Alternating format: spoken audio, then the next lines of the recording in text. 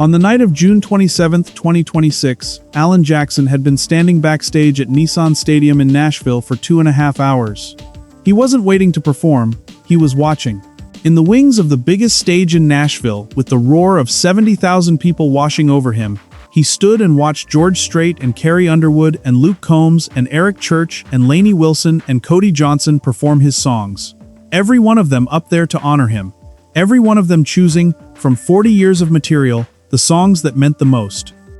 2.5 hours backstage, watching his own career celebrated by the people who understood it best. He would later describe it as feeling like watching his own funeral from heaven. Except that he was very much still alive, and he wanted to make sure everyone in that stadium knew it. Because when Alan Jackson finally walked out onto that stage, when he finally stepped into the lights for the last time, he did not let the moment become a wake. He looked at 70,000 people who were already crying, and he said, "We're not going to dwell on all this sad-ass stuff. I'm not dead." The stadium erupted in laughter, and then it erupted in something else.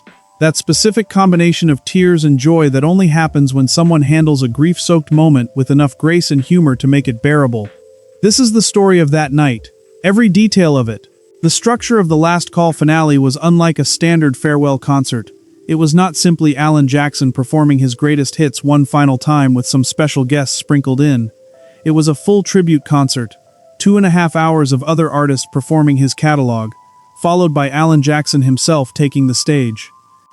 Think about what that requires of a person. To stand in the wings of your own tribute concert for 2.5 hours, listening to the people you've spent a career alongside performing your songs back to you, knowing that when they're done, you walk out, that the last chapter of the night belongs to you, that what follows all of this is your final performance.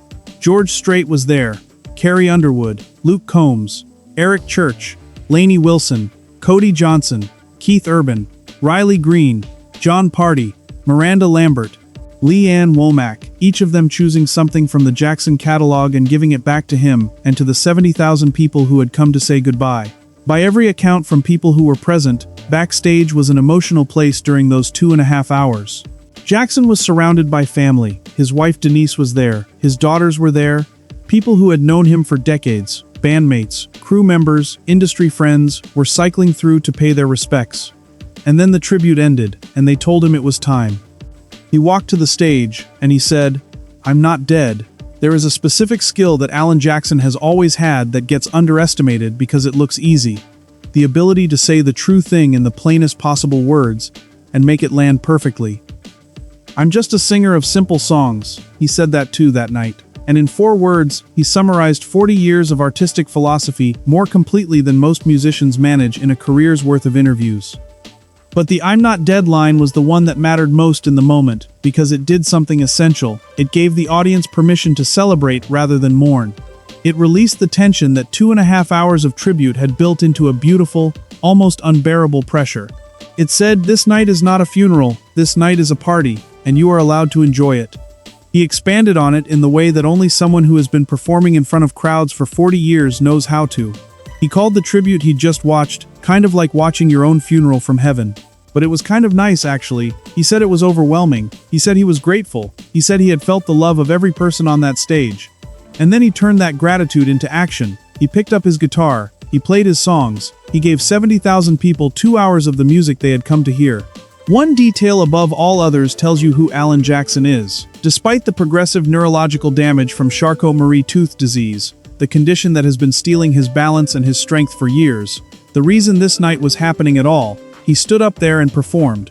He did not sit, he did not use a stool, he stood at a microphone on the biggest stage in Nashville and played his songs because that is what the people in those seats had come to see, and he was not going to give them anything less. Alan Jackson and Denise Jackson have been married since December 15, 1979.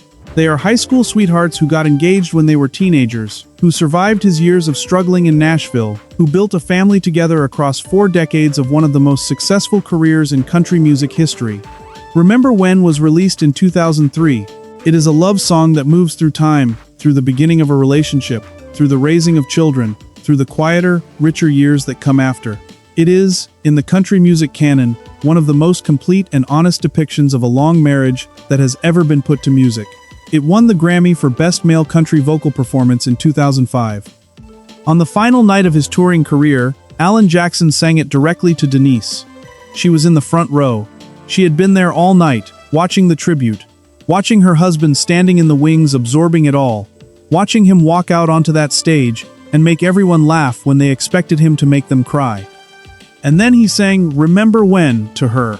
With everything he had, by every account from people who were there was not a dry eye in Nissan Stadium. The reporters who were covering the night wrote about it.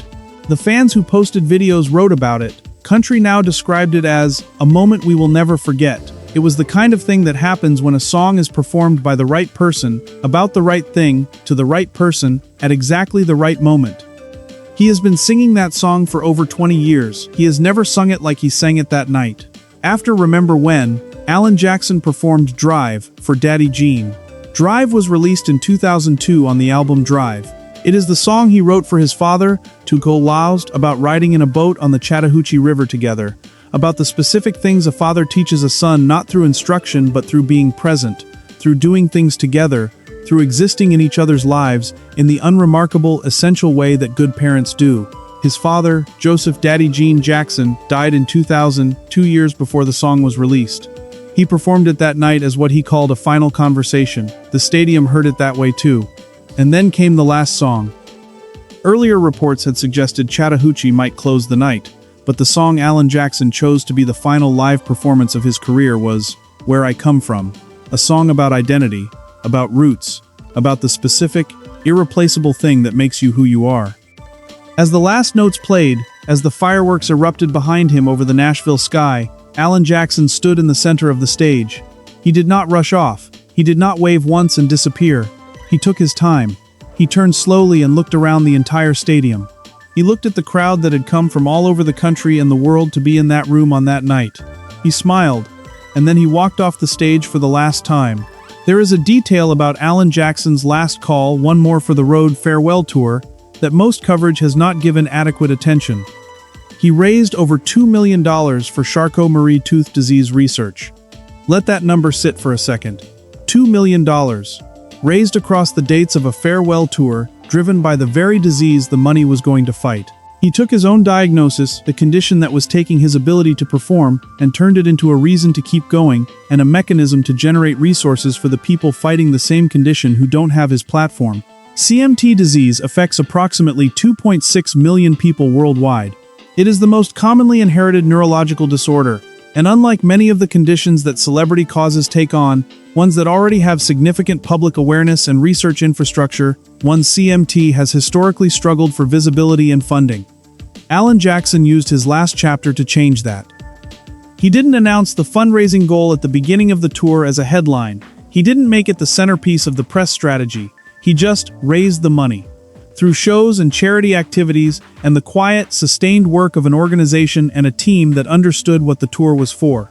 And when it was done, the total was over $2 million. The Country Music Hall of Famer from Noonan, Georgia, the son of a Ford Motor Company mechanic, the man who worked forklifts and sold shoes before Nashville gave him a chance. He used his farewell tour to leave country music, Chajas nouns of Naham them, and the people fighting his disease, better than he found them. That is the Alan Jackson story, in the plainest possible terms. Here is what I find most remarkable about the final night of Alan Jackson's touring career. He could have made it about the loss.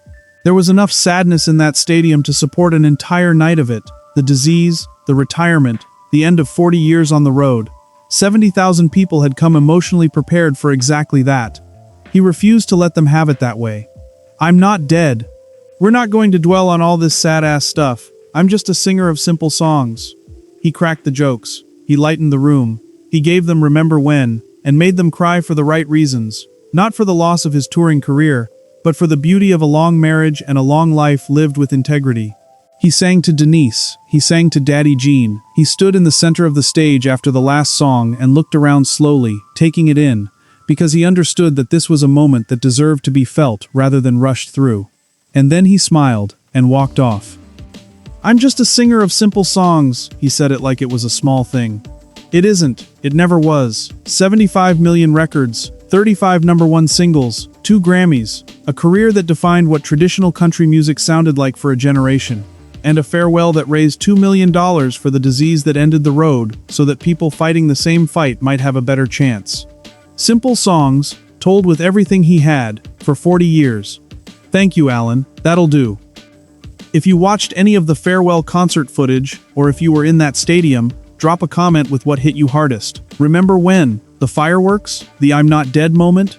Like, subscribe, and I'll see you in the next one.